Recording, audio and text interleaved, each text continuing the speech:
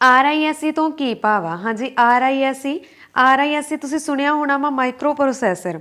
देखो micro processor नूं computer का दिमाग भी कहा जाता। हुण तुसीं सोचोगे कि CPU नूं कहा जाता कंप्यूटर का दिमाग, तो देखो CPU दे अंदर एक चिप लगी हुंदी आ माइक्रो प्रोसैसर, ते माइक्रो प्रोसैसर आ जिहड़ा दो तरह का हुंदा, एक हुंदा RISC ते दूसरा हुंदा CISC। ठीक है, जिहड़ा RISC आ इह हुंदा वा रिड्यूस्ड इंस्ट्रक्शन सैट कंप्यूटर। ठीक है, तो यह आ जिहड़ा इस दे विच इंस्ट्रक्शनस आ जिहड़ियां बहुत घੱਟ ਹੁੰਦੀਆਂ ਵਾ, ते CISC ਦਾ मीनिंग ਹੁੰਦਾ ਕੰਪਲੈਕਸ इंस्ट्रक्शनस सैट कंप्यूटर। ਇਹਦੇ ਵਿੱਚ ਹਾਈ ਲੈਵਲ ਦੀਆਂ ਇੰਸਟਰਕਸ਼ਨਸ ਹੁੰਦੀਆਂ ਜਿਹੜੀਆਂ ਕਿ ISRO NASA ਜਾਨੀ ਕਿ ਸਪੇਸ ਏਜੰਸੀਜ਼ ਯੂਜ਼ ਕਰਦੀਆਂ ਵਾ। ਅਗਲਾ ਪ੍ਰਸ਼ਨ ਅਸੀਂ ਕਰਦੇ ਹਾਂ, ਪਹਿਲੇ ਨੈਟਵਰਕ ਨੂੰ ਕੀ ਕਿਹਾ ਜਾਂਦਾ ਹੈ? ਹਾਂਜੀ, ਪਹਿਲੇ ਨੈਟਵਰਕ ਨੂੰ ਕਿਹਾ ਜਾਂਦਾ ਹੈ ARPANET। Option number D is the right answer. ਇਸ ਦੀ ਫੁੱਲ ਫਾਰਮ ਕੀ ਆ? Advanced research project agency network. Basically ਇਹ ਵੀ USA ਦੀ डिफेंस आर्मी ने तैयार किया सी आपस दे विच कम्यूनीकेट करन दे लई, ते पर बाद विच इस नूं पब्लिक कर दिता गया आम लोकां दे लई भी। अगला प्रश्न असीं करदे हां जी, EEP रोम दा की मतलब आ? हाँ जी, EEP रोम दा तुसीं सुनिया होना रोम P रोम EP रोम EEP रोम। देखो इसका की मतलब होंदा, मैं तुहानूं कल्ला कल्ला समझाउंदी हां कि तुहानूं कोई भी आ जाए तो तुसीं आसानी दे नाल अटैम्प्ट कर सको। ठीक है जी, तो रोम सब तो पहलां असीं गल करदे हां रोम की हुंदा। रोम की हुंदा? Read only memory. इस नूं सिर्फ असीं रीड कर सकदे हां, कोई चेंज नहीं कर सकदे, जानी कि वो मैमरी जिस नूं असीं सिर्फ रीड करदे हां, चेंज नहीं करदे। जिवें आपां कंप्यूटर नूं जेकर ऑन करिए, तुसीं देखिआ होना उत्थे हुंदा वैलकम, ਉਹਨੂੰ ਅਸੀਂ ਕਹਿ ਦਿੰਦੇ ਹਾਂ ਰੀਡ ਓਨਲੀ ਮੈਮਰੀ, ਜਿਹਨੂੰ ਅਸੀਂ ਸਿਰਫ ਰੀਡ ਕਰ ਸਕਦੇ ਹਾਂ, ਆਪਦੇ ਕੋਲੋਂ ਚੇਂਜ ਨਹੀਂ ਕਰ ਸਕਦੇ, ਕਿਉਂਕਿ ਉਹ ਕੰਪਨੀ ਨੇ ਉਸੇ ਤਰ੍ਹਾਂ ਕ੍ਰੀਏਟ ਕੀਤਾ ਹੁੰਦਾ ਵਾ। ਜਿੰਨੇ ਵਾਰੀ ਵੀ ਅਸੀਂ ਕੰਪਿਊਟਰ ਨੂੰ ਔਨ ਕਰਾਂਗੇ ਓਨੇ ਵਾਰ ਹੀ ਅਸੀਂ ਉਹ ਇੰਸਟਰਕਸ਼ਨ ਨੂੰ ਰੀਡ ਕਰਾਂਗੇ। ਉਹ ਡਾਟੇ ਨੂੰ ਅਸੀਂ ਚੇਂਜ ਨਹੀਂ ਕਰ ਸਕਦੇ। ਉਹ ਇੱਕ ਚਿਪ ਹੁੰਦੀ ਆ ਜਿਹੜੀ ਕਿ ਫਿਕਸ ਹੁੰਦੀ ਆ, ਉਸ ਨੂੰ ਆਪਾਂ ਬਿਲਕੁਲ ਵੀ ਹਿਲਾ ਨਹੀਂ ਸਕਦੇ, ਕਿਉਂਕਿ ਉੱਥੇ ਆ ਜਿਹੜਾ ਉਹ ਪ੍ਰੋਗਰਾਮ ਕੀਤਾ ਹੁੰਦਾ, ਅਤੇ ਉਹ ਪ੍ਰੋਗਰਾਮ ਨੂੰ ਉਹ ਬੋਲ ਦਿੰਦੇ ਆ P ROM। ठीक है, जानी कि प्रोग्रामेबल रीड ओनली मैमरी। हुण वो चिप आ जिहड़ी जिन्हों मैं बोलदी हाँ कि वो चिप हुंदी आ जिसनूं असीं इरेज नहीं कर सकते, असीं चेंज नहीं कर सकते। जिहड़ी वो चिप नूं असीं इरेज नहीं कर सकते उहनूं असीं बोल दिंदे आ, जां फिर उहनूं असीं की बोल दिंदे आ, erase programmable read only memory. ठीक है, फिर हुण की आ मैं बोल रही हाँ कि उस चिप नूं असीं चेंज नहीं कर सकते, वो कंपनी वालों क्रिएट किया हुंदा, पर बाई चांस वो कितों ना कितों डैमेज हो जाए, जिवें साडे कंप्यूटर की कई बार डिस्पले उड़ जाती आ, असीं की करते हैं उहनूं पवाउने आ, तो कंपनी वालों की कीती जाती है, तैयार की जाती है, फिर नवीं चिप भी लैनी पैंदी है, वो कंपनी सारा आप ठीक करदी आ। ठीक है, तो उस दे विच जिहड़ी नवीं चिप यूज़ हुंदी आ, चाहे उहदी लाइट घੱਟ होवे ਵੱਧ होवे, ठीक है, वो सारा कंपनी वालों ही प्रोसैस किया जाता, पर आपां उसनूं कुछ भी नहीं कर सकते। वो डाटा कंपनी ही इरेज मतलब उहदा मिटाउणा। ठीक है, वो कंपनी वो डाटा वा जिहड़ा कंपनी ही इरेज कर सकती आ। जिहड़ी कंपनी इरेज करदी आ वो की करदी आ? अल्ट्रा वायलेट इरेज करदी है, जानी कि सारे का सारा डाटा इरेज कर दिता जाता अते नवां डाटा ऐड कर दिता जाता। उसनूं असीं बोल दिंदे आ EEP रोम, जिन्हों मैं तुहानूं दस चुकी हाँ erasable programmable read only memory. ये इन्नी कामयाब नहीं रही, उस तो बाद EEP रोम कढ़ दिती गई, जिसका मतलब सीगा electrically erasable programmable read only memory. देख लो ये किहड़ी ऑप्शन आ, ऑप्शन का तो मैनूं भी नहीं पता, आप मैच कर लेंगे। मैं दोबारा तुहानूं फुल फॉर्म दसदी हाँ, electrically erasable programmable read only memory. Electrically लाउणा वा, तुसीं ध्यान रखना इस दे विच electrically erasable programmable read only memory. Option B पई आ साडे अगे। ठीक है जी, हाँ जी, अगला प्रश्न असीं करदे हां, मुख्य मैमरी ਅਤੇ CPU ਦੇ ਵਿਚਕਾਰ हाई स्पीड मैमरी ਨੂੰ ਕੀ ਕਹਿੰਦੇ ਆ? हाँ जी, मुख्य मैमरी ਅਤੇ CPU ਤੁਹਾਨੂੰ ਪਤਾ ਇੱਕ ਮੁੱਖ ਮੈਮਰੀ ਹੁੰਦੀ ਆ, ਮੇਨ ਮੈਮਰੀ ਜਿਹਨੂੰ ਅਸੀਂ ਬੋਲ ਦਿੰਦੇ ਆ, ਤੇ ਇੱਕ CPU ਦੇ ਵਿਚਕਾਰ ਜਿਹੜੀ ਹਾਈ ਸਪੀਡ ਦੀ ਮੈਮਰੀ ਹੁੰਦੀ ਆ ਉਹਨੂੰ ਅਸੀਂ ਕੀ ਬੋਲਦੇ ਆ? ਫਾਸਟ ਮੈਮਰੀ ਨੂੰ ਅਸੀਂ ਕੀ ਬੋਲ ਦਿੰਦੇ ਆ? Cache memory. Option number B is the right answer. अगला प्रश्न असीं करते हैं जी, वॉर्म का पूर्ण रूप की आ? हाँ जी, वॉर्म तुसीं सुनिया होना, जिहड़े सॉफ्टवेयर कंप्यूटर नूं नुकसान पहुँचाउंदे आ उन्हां नूं असीं मालवेयर बोलते हैं। ठीक है, जिहड़े सॉफ्टवेयर कंप्यूटर नूं की करदे आ? हानि पहुँचाउंदे आ, नुकसान पहुँचाउंदे आ, उन्हां नूं असीं मालवेयर कहने आ। इस दे विच वायरस भी ਹੋ ਸਕਦੇ ਆ, ਵਾਰਮ ਵੀ ਹੋ ਸਕਦੇ ਆ, ਟਰੋਜਨ ਹਾਰਸ ਵੀ ਹੋ ਸਕਦੇ ਆ। ਤੇ ਹੁਣ ਅਸੀਂ ਗੱਲ ਕਰ ਰਹੇ ਹਾਂ ਵਾਰਮ ਦੀ। ਵਾਰਮ ਕੀ ਹੁੰਦਾ ਵਾ, ਦੇਖੋ ਤੁਸੀਂ ਲਿਖਿਆ ਇੱਕ ਵਾਰ ਹੁੰਦਾ, ਕਈ ਵਾਰ ਮੰਨ ਲਓ ਅਸੀਂ ਇੱਕ ਪੇਜ ਕ੍ਰੀਏਟ ਕੀਤਾ ਹੁੰਦਾ ਕੰਪਿਊਟਰ ਦੇ ਵਿੱਚ, ਉਹਦੀ ਆਟੋਮੈਟਿਕ ਹੀ ਅਲੱਗ ਕਾਪੀ ਹੁੰਦੀ ਰਹਿੰਦੀ ਆ। ਮਤਲਬ ਕੀ ਆ, ਉਹਦੀਆਂ ਕਈ ਕਾਪੀਆਂ ਆਪਣੇ ਆਪ, ਕਈ ਫੋਲਡਰ ਆਪਣੇ ਆਪ ਹੀ ਕ੍ਰੀਏਟ ਹੋਣੇ ਸ਼ੁਰੂ ਹੋ ਜਾਂਦੇ ਆ, ਜਿਹਨੂੰ ਅਸੀਂ ਬੋਲ ਦਿੰਦੇ ਹਾਂ ਜਾਂ ਹੈਂਗ ਹੋ ਗਿਆ। ਕਈ ਵਾਰੀ ਮੋਬਾਈਲ 'ਚ ਵੀ ਇੱਦਾਂ ਹੁੰਦਾ ਨਾ, ਅਸੀਂ ਇੱਕ ਵਾਰੀ ਟੱਚ ਕਰਦੇ ਹਾਂ ਤਾਂ ਆਪ ਹੀ ਅੱਗੇ ਦੇ ਅੱਗੇ ਚੱਲਦਾ ਰਹਿੰਦਾ, ਪਰ ਅਸੀਂ ਬੈਕ ਹੁੰਦੇ ਹਾਂ ਤਾਂ ਵੀ ਬੈਕ ਨਹੀਂ ਹੁੰਦਾ, ਠੀਕ ਹੈ। ਉਹਨੂੰ ਅਸੀਂ ਕੀ ਬੋਲ ਦਿੰਦੇ ਹਾਂ, ਤੇ ਉਹ ਜਿਹੜੀਆਂ ਕਾਪੀਆਂ ਆਪਦੇ ਆਪ ਕ੍ਰੀਏਟ ਹੁੰਦੀਆਂ ਵਾ, ਉਹ ਹੁੰਦਾ ਵਾ ਵਾਰਮ। ਜਾਣੀ ਕਿ ਇਸ ਦੀ ਫੁੱਲ ਫਾਰਮ ਹੁੰਦੀ ਆ ਰਾਈਟ ਵਾਂਸ। ਮਤਲਬ ਅਸੀਂ ਤਾਂ ਇੱਕ ਵਾਰੀ ਲਿਖਿਆ ਹੁੰਦਾ, ਪਰ ਰੀਡ ਮੈਨੀ, ਰਾਈਟ ਵਾਂਸ ਰੀਡ ਮੈਨੀ, ਇਸ ਦੀ ਫੁੱਲ ਫਾਰਮ ਬਣਦੀ ਹੈ ਰਾਈਟ ਵਾਂਸ ਰੀਡ ਮੈਨੀ। ਮਤਲਬ ਅਸੀਂ ਲਿਖਿਆ ਇੱਕ ਵਾਰ ਹੁੰਦਾ ਵਾ, ਪਰ ਸਾਡੇ ਅੱਗੇ ਕਿੰਨੇ ਹੀ ਫੋਲਡਰ ਆਪਦੇ ਆਪ ਕ੍ਰੀਏਟ ਹੁੰਦੇ ਰਹਿੰਦੇ ਆ, ਅਸੀਂ ਉਹਨਾਂ ਨੂੰ ਰੀਡ ਵੀ ਕਰ ਸਕਦੇ ਹਾਂ। ਮਤਲਬ ਰੀਡ ਬਹੁਤ ਵਾਰ ਕਰ ਸਕਦੇ ਹਾਂ, ਲਿਖਿਆ ਇੱਕ ਵਾਰ ਹੁੰਦਾ ਵਾ, ਠੀਕ ਹੈ। ਤਾਂ ਇਸ ਦੀ ਫੁੱਲ ਫਾਰਮ ਬਣ ਰਹੀ ਹੈ option number D, right answer. ਜੇਕਰ ਵੀਡੀਓ ਚੰਗੀ ਲੱਗ ਰਹੀ ਹੈ ਤਾਂ ਪਲੀਜ਼ ਵੀਡੀਓ ਨੂੰ ਲਾਈਕ ਅਤੇ ਸ਼ੇਅਰ ਜ਼ਰੂਰ ਕਰ ਦੇਣਾ। ਅਗਲਾ ਪ੍ਰਸ਼ਨ ਆ, ਇੱਕ ਦਸਤਾਵੇਜ਼ ਵਿੱਚ ਇੱਕ ਖਾਸ ਸਥਾਨ 'ਤੇ ਜਾਣ ਲਈ ਜੋ ਅਸੀਂ ਵਰਤਦੇ ਹਾਂ ਉਸ ਨੂੰ ਕੀ ਬੋਲਿਆ ਜਾਂਦਾ?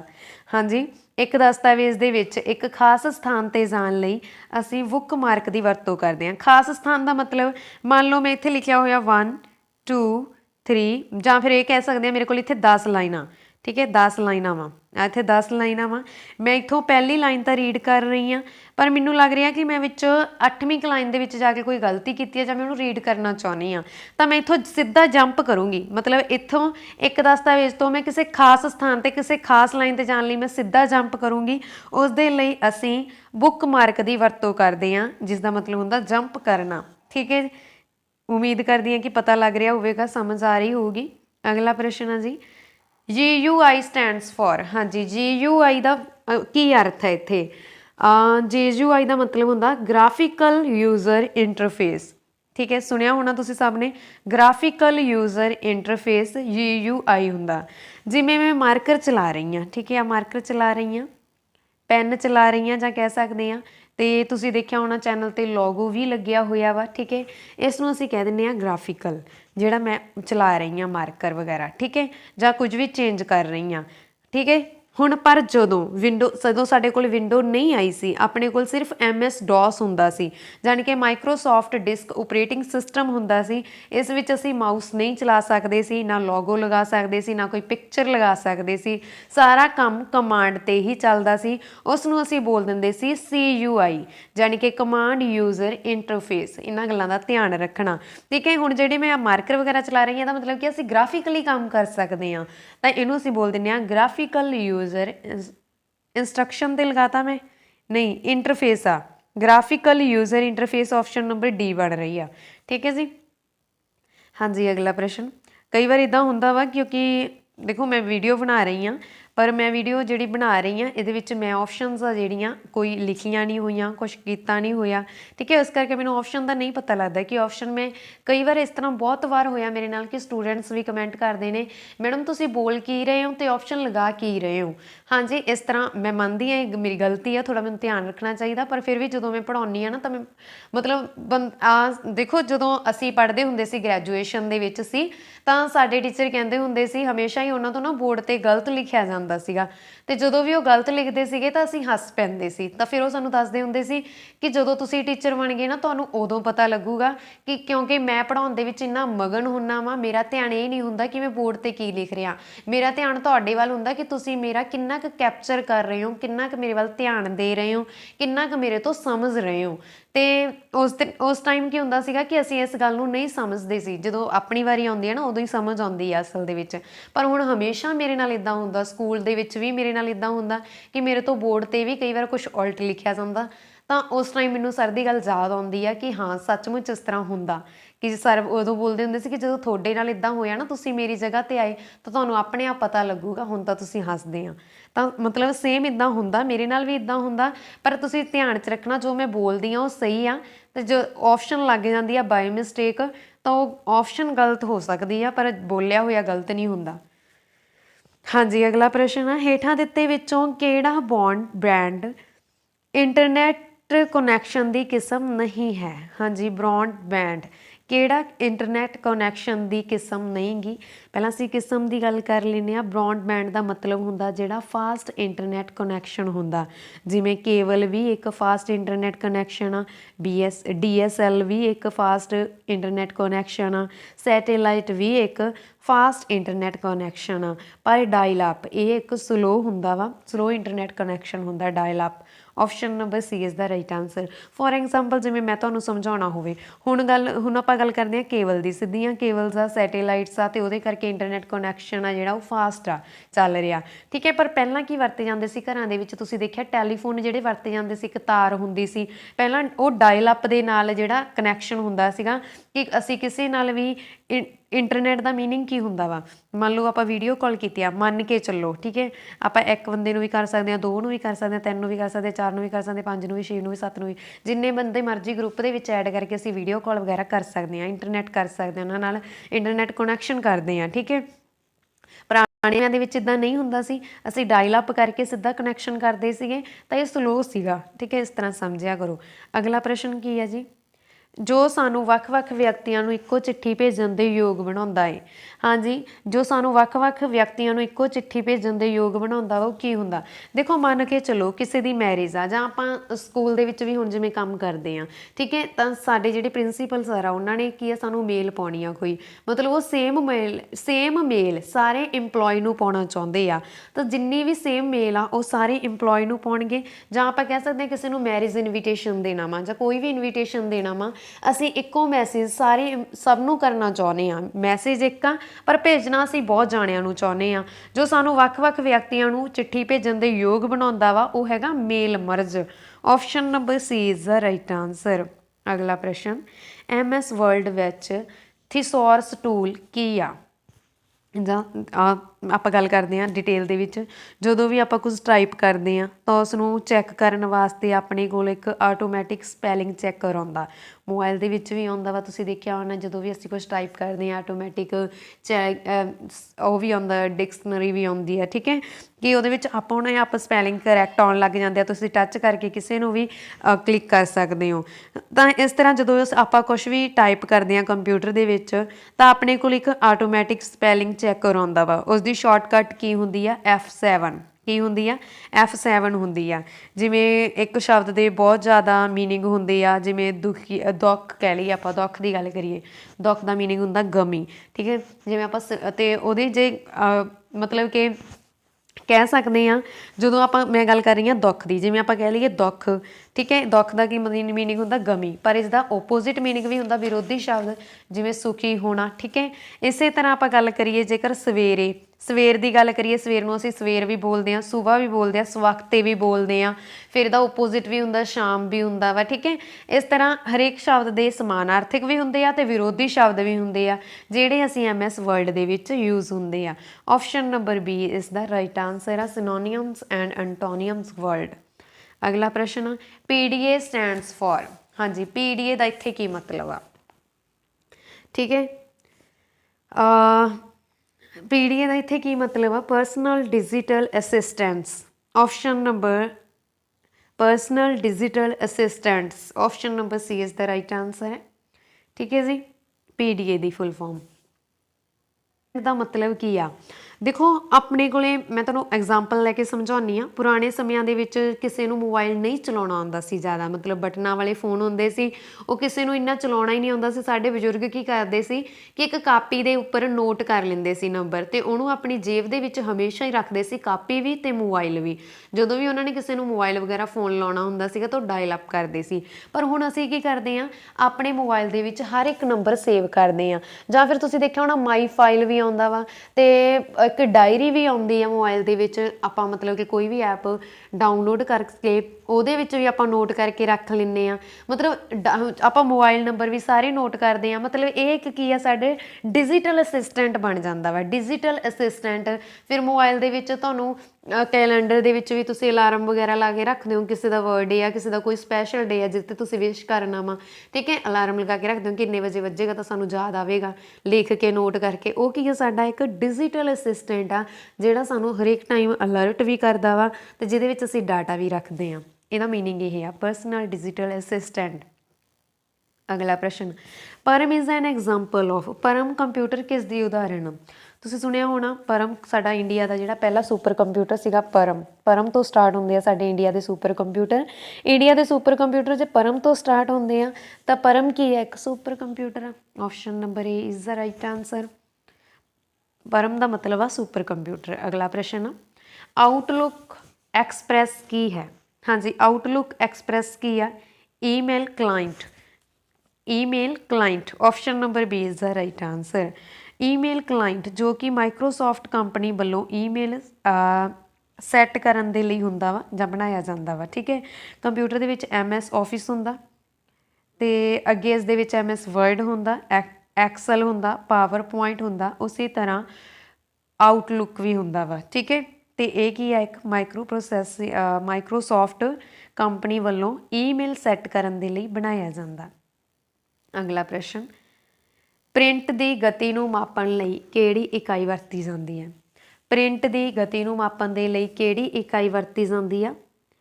ਤਾਂ ਪ੍ਰਿੰਟ ਦੀ ਗਤੀ ਨੂੰ ਮਾਪਣ ਦੇ ਲਈ ਸਭ ਤੋਂ ਪਹਿਲਾਂ ਦੇਖੋ ਅਸੀਂ ਪੁਰਾਣੇ ਪ੍ਰਿੰਟਰ ਦੀ ਸਪੀਡ ਆ ਜਿਹੜੀ ਆਪਾਂ ਗੱਲ ਕਰੀਏ, ਜਿਹੜੇ ਪੁਰਾਣੇ ਪ੍ਰਿੰਟਰ ਆ ਉਹ ਇੰਨੇ ਫਾਸਟ ਨਹੀਂ ਹੁੰਦੇ ਸੀਗੇ।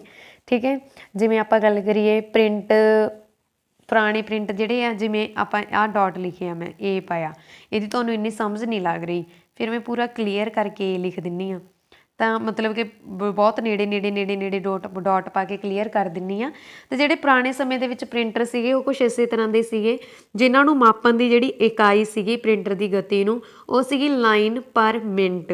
ਪਰ ਅੱਜ ਕੱਲ੍ਹ ਦੇ ਪ੍ਰਿੰਟਰ ਫਾਸਟ ਆ ਅਤੇ ਇਹਨਾਂ ਨੂੰ ਮਾਪਣ ਦੀ ਇਕਾਈ ਆ ਪੇਜ ਪਰ ਮਿੰਟ। ਕੀ ਆ? ਪੇਜ ਪਰ minute. Option number C is the right answer ਆ।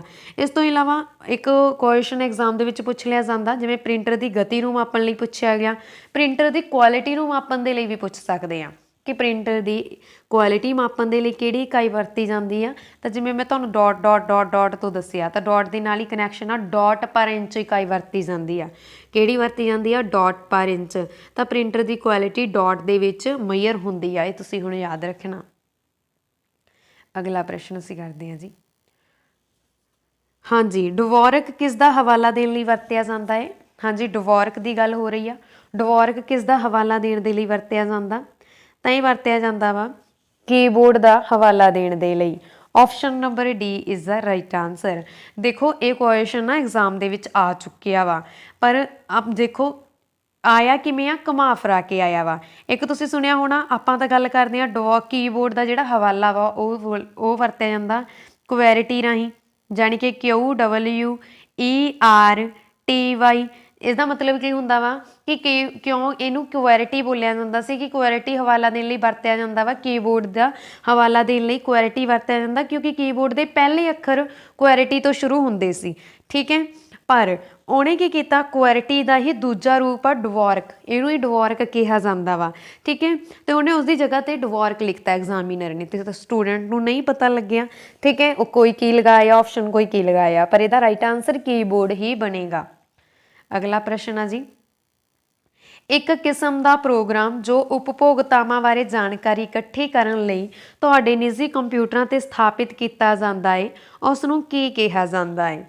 ਹਾਂਜੀ, ਉਹ ਪ੍ਰੋਗਰਾਮ ਜੋ ਉਪਭੋਗਤਾਵਾਂ ਬਾਰੇ ਜਾਣਕਾਰੀ ਇਕੱਠੀ ਕਰਦਾ, ਇਨਫੋਰਮੇਸ਼ਨ ਇਕੱਠੀ ਕਰਦਾ ਵਾ ਅਤੇ ਆਪਣੇ ਕੰਪਿਊਟਰਾਂ 'ਤੇ ਸਥਾਪਿਤ ਕੀਤਾ ਜਾਂਦਾ, ਉਸ ਨੂੰ ਅਸੀਂ ਬੋਲਦੇ ਹਾਂ spyware. Option number C is the right answer. ਠੀਕ ਹੈ, ਕੀ ਬੋਲਦੇ ਹਾਂ ਅਸੀਂ? ਸਪਾਈਵੇਅਰ। ਸਪਾਈਵੇਅਰ ਦਾ ਮੀਨਿੰਗ ਕੀ ਹੁੰਦਾ ਵਾ? ਕਿ ਡਾਟਾ ਨੂੰ ਚੋਰੀ ਕਰਦਾ ਵਾ, ਜਾਂ ਸਿੱਧੀ ਲੈਂਗੁਏਜ ਦੇ ਵਿੱਚ ਇਹੀ ਬੋਲ ਸਕਦੇ ਹਾਂ ਅਸੀਂ, ਇਹ ਡਾਟਾ ਨੂੰ ਕੀ ਕਰਦਾ ਵਾ? ਚੋਰੀ ਕਰਦਾ ਵਾ। ਦੇਖਿਓ ਤੁਸੀਂ ਦੇਖਿਆ ਹੋਣਾ, ਮੈਂ ਇੱਕ ਐਡਵੇਅਰ ਲਿਖਿਆ ਇੱਥੇ। ਆਪਾਂ ਬਹੁਤ ਸਾਰੇ ਐਪ ਲਾਉਂਦੇ ਹਾਂ ਮੋਬਾਈਲ ਦੇ ਵਿੱਚ, ਐਪ ਲਾਉਣ ਤੋਂ ਬਾਅਦ ਕਾਫੀ ਐਪ ਇੱਦਾਂ ਦੇ ਆ ਜਿਨ੍ਹਾਂ ਦੇ ਵਿੱਚ ਬਹੁਤ ਜ਼ਿਆਦਾ ਐਡ ਆਉਂਦੀ ਆ, ਅਤੇ ਜਿਹੜੀ ਐਡ ਆਉਂਦੀ ਆ ਐਡ ਕਰਨ ਦੇ ਲਈ ਹੀ ਵਰਤਿਆ ਜਾਂਦਾ ਵਾ ਐਡਵੇਅਰ। ਠੀਕ ਹੈ, ਐਡ ਕਰਨ ਦੇ ਲਈ ਵਰਤਿਆ ਜਾਂਦਾ। ਜਿਹੜਾ ਸਪਾਈਵੇਅਰ ਆ ਇਹ ਪਰਸਨਲ ਡਾਟਾ ਚੋਰੀ ਕਰਨ ਦੇ ਲਈ ਵਰਤਿਆ ਜਾਂਦਾ ਵਾ। ਅਗਲਾ ਪ੍ਰਸ਼ਨ, ਵੈਬ ਪੇਜਾਂ ਦਾ ਇੱਕ ਸੰਗ੍ਰਹਿ ਆ ਅਤੇ ਅਸੀਂ ਵੈਬਸਾਈਟ ਖੋਲ੍ਹਣ ਦੇ ਦੇਖਦੇ ਹਾਂ, ਉਹ ਪਹਿਲਾ ਪੰਨਾ ਹੈ ਜੋ। ਹਾਂਜੀ, ਤੁਸੀਂ ਦੇਖੋ ਇੱਥੇ ਗੱਲ ਹੋ ਗਈ ਪਹਿਲੇ ਪੰਨੇ ਦੀ। ਕਿਸੇ ਵੀ ਮਤਲਬ ਤੁਸੀਂ ਅੱਜ ਕੱਲ੍ਹ ਕਾਰ ਦੇਖਦੇ ਹਾਂ, ਕਾਰ ਦੇ ਵਿੱਚ ਵੀ ਇੱਕ ਆਪਸ਼ਨ ਹੁੰਦੀ ਜਿਹੜੀ ਜਿਸ ਦੇ ਵਿੱਚ ਟੈਬ ਵਰਗਾ ਲੱਗਿਆ ਹੁੰਦਾ, ਮੋਬਾਈਲ ਟਾਈਪ ਸਕਰੀਨ ਦੀ ਹੁੰਦੀ ਆ ਕਾਰ। ਹੁਣ ਅੱਜ ਕੱਲ੍ਹ ਉਹੀ ਆਉਂਦੀ ਆ ਕਾਰਾਂ ਦੇ ਵਿੱਚ ਜਿਹੜੀ ਸਕਰੀਨ ਆਉਂਦੀ ਆ। ਅਤੇ ਇਲੈਕਟ੍ਰੀਕਲ ਸਕੂਟਰ ਆਉਂਦੇ ਆ, ਜਿਵੇਂ ਓਲਾ ਦਾ ਸਕੂਟਰ ਆਇਆ ਵਾ, उसदे विच की है कि स्क्रीन लगी हुई आ, जिहड़ी स्क्रीन लगी आ ਉਹਦੇ ਤੇ ਵੀ ਹੋਮ पेज आउंदा वा, ਜਿਹੜਾ ਪਹਿਲਾ पेज ਆਉਂਦਾ ਉਹਦੇ ਤੇ ਵੀ ਹੋਮ पेज ਆਉਂਦਾ, ਸਾਡੇ ਮੋਬਾਈਲ ਦੇ ਵਿੱਚ ਵੀ ਹੋਮ पेज ਹੁੰਦਾ ਵਾ। ਜਾਂ ਆਪਾਂ ਗੱਲ ਕਰੀਏ ਕਿਤਾਬ ਦੀ, ਇੱਕ ਕਿਤਾਬ ਦਾ ਜੋ ਬਾਹਰਲਾ पेज ਆ ਉਹਨੂੰ ਅਸੀਂ ਬੋਲ ਦਿੰਦੇ ਆ ਹੋਮ पेज, ਬਾਕੀ ਸਾਰੇ पेज ਉਹਦੇ ਅੰਦਰ ਆਉਂਦੇ ਆ। ਠੀਕ ਹੈ, ਵੈਬਸਾਈਟ ਤੇ home page. Option number B ਇਸ ਦਾ ਰਾਈਟ ਆਨਸਰ ਆ ਕਿ ਪੇਜਾਂ ਵੈਬ ਪੇਜਾਂ ਦਾ ਇੱਕ ਸੰਗ੍ਰਹਿ ਆ ਅਤੇ ਵੈਬਸਾਈਟ ਅਸੀਂ ਵੈਬਸਾਈਟ ਖੋਲ੍ਹਣ 'ਤੇ ਦੇਖਦੇ ਹਾਂ ਤਾਂ ਉਹ ਕੀ ਦੇਖਦੇ ਆ, ਹੋਮ पेज ਦੇਖਦੇ ਆ। ਆਪਸ਼ਨ ਬੀ ਇਸ ਦਾ ਰਾਈਟ ਆਨਸਰ ਆ।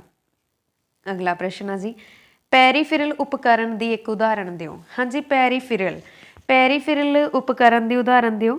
ਦੇਖੋ ਜੇਕਰ ਅਸੀਂ ਗੱਲ ਕਰੀਏ CPU, ਇਹ ਤਾਂ ਇੱਕ ਸਿਸਟਮ ਆ। ਮਾਈਕਰੋ ਪ੍ਰੋਸੈਸਰ ਵੀ ਇੱਕ ਸਿਸਟਮ ਆ ਜਿਹੜੀ CPU ਦੇ ਅੰਦਰ ਇੱਕ ਚਿਪ ਲੱਗੀ ਹੁੰਦੀ ਆ, ਉਹਦਾ ਹੀ ਪਾਰਟ ਆ। ALU ਵੀ ਇੱਕ ਚਿਪ ਆ। ਜੇਕਰ ਅਸੀਂ ਗੱਲ ਕਰੀਏ ਪ੍ਰਿੰਟਰ ਦੀ, ਪ੍ਰਿੰਟਰ, ਕੀਬੋਰਡ, ਮਾਊਸ, ਸਕੈਨਰ, ਇਹ ਸਾਰੀਆਂ ਪੈਰੀਫਿਰਲ ਦੀਆਂ ਉਦਾਹਰਨਾਂ ਨੇ, ਪੈਰੀਫਿਰਲ ਉਪਕਰਨ ਦੀਆਂ ਉਦਾਹਰਨਾਂ। ਆਪਸ਼ਨ ਨੰਬਰ ਬੀ ਇਸ ਦਾ ਰਾਈਟ ਆਨਸਰ ਆ। ਅਗਲਾ ਪ੍ਰਸ਼ਨ ਆ ਜੀ, ਹੇਠ ਲਿਖਿਆਂ ਵਿੱਚੋਂ ਕਿਹੜਾ ਸਭ ਤੋਂ ਤੇਜ਼ ਡਿਜੀਟਲ ਡਾਟਾ ਟਰਾਂਸਮਿਸ਼ਨ ਸਪੀਡ ਨੂੰ ਦਰਸਾਉਂਦਾ? ਹਾਂਜੀ, ਸਭ ਤੋਂ ਤੇਜ਼ ਡਿਜੀਟਲ ਡਾਟਾ ਟਰਾਂਸਮਿਸ਼ਨ ਸਪੀਡ ਨੂੰ ਦਰਸਾਉਂਦਾ ਵਾ।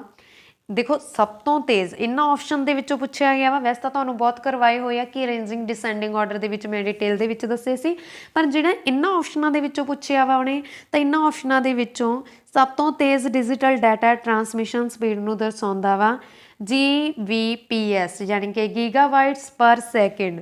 Option number B is the right answer. ਸਭ ਤੋਂ ਛੋਟਾ ਕਿਹੜਾ ਵਾ? BPS।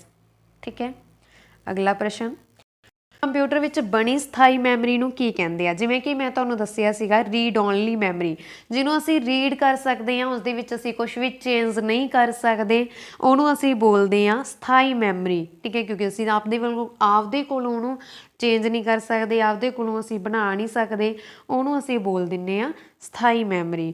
ਤਾਂ ਤੁਹਾਡੇ ਕੰਪਿਊਟਰ ਦੇ ਵਿੱਚ ਬਣੀ ਸਥਾਈ ਮੈਮਰੀ ਨੂੰ ਅਸੀਂ ਬੋਲਦੇ ਹਾਂ RAM, read only memory, ROM sorry. Option number D is the right answer. ਠੀਕ ਹੈ ਜੀ, ਹਾਂਜੀ, ਇਸ ਦੇ ਨਾਲ ਹੀ ਸਾਡੀ ਅੱਜ ਦੀ ਇਹ ਵੀਡੀਓ ਖਤਮ ਹੁੰਦੀ ਆ। ਕੱਲ੍ਹ ਅਸੀਂ ਇਸ ਵੀਡੀਓ ਦਾ ਨੈਕਸਟ ਪਾਰਟ ਕਰਾਂਗੇ। ਅਤੇ ਅੱਜ ਦੀ ਇਹ ਵੀਡੀਓ ਤੁਹਾਨੂੰ ਕਿਸ ਤਰ੍ਹਾਂ ਦੀ ਲੱਗੀ, ਕਿਰਪਾ ਕਰਕੇ ਕਮੈਂਟ ਬਾਕਸ ਦੇ ਵਿੱਚ ਜ਼ਰੂਰ ਦੱਸ ਦੇਣਾ। ਜੇਕਰ ਵੀਡੀਓ ਚੰਗੀ ਲੱਗੀ ਹੋਵੇ ਤਾਂ ਪਲੀਜ਼ ਵੀਡੀਓ ਨੂੰ ਲਾਈਕ ਅਤੇ ਸ਼ੇਅਰ ਜ਼ਰੂਰ ਕਰ ਦੇਣਾ। ਧੰਨਵਾਦ ਜੀ, ਥੈਂਕਸ ਫॉर ਵਾਚਿੰਗ।